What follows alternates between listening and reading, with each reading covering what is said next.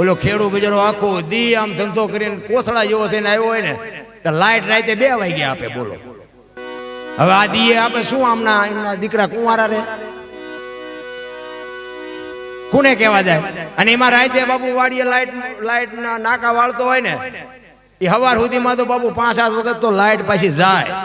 પાણી ક્યાંય હોય, મોટર ક્યાંય હોય, અહીંયાથી અહીંયા અપડાઉન જ કરતો હોય બાપુ. ઉઘાડા પગે અડધી રાતે પાવડા કંપે કરી અને આ દુનિયાને બાપુ અનાજ પકવી અને તમારા ને મારા ભાણામાં આવે એનો કોઈ હિસાબ જ નથી.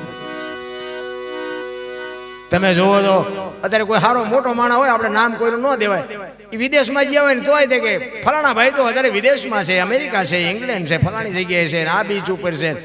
આવડા આમનું કોઈ કહેતું જ નથી કે આવડા અત્યારે અહીં છે. સત્યની બાપુ કોઈ પરખ જ નથી રહ્યા. કોને કેવું? આપણે મેચ જ્યારે રમાતી તમે જોજો આમ ડફકું મારે લાઈટ.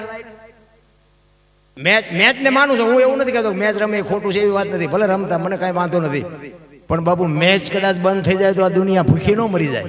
આ ખેડૂત બાપુ થાકી જાય તો શું ધૂળ ખાવી, ક્રિકેટના દડા ખાવા?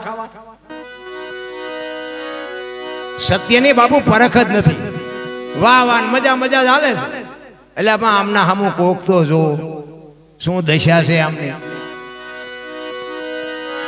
કારણ કે આ તો અત્યારે હવે મારે છોકરા કામ કર્યા ત્યારે ને કે હું પાવડો લઈને નાકા જ વાળતો અને આવડે હોપડતો હતો. અહીંયા વાડીએ એકલો હોય, શું કરું? લાઈટ જાય તો આપણને આમને અને ઈ લાઈટ ચાલુ ને બંધ મૂળ તો એ માણસ હશે ને, એની હાજત નહીં થતી હોય ને તો એને હાથમાં શું આવે? પણ ઈર્ષા તમે જોવો તો કોને કેવું? આ જે સત્ય છે ને બાપુ એનો કોઈ હિસાબ નથી. એટલા માટે મહાપુરુષો કહે છે કંઈક માણા બનવાની જરૂર છે. ભલા માણસ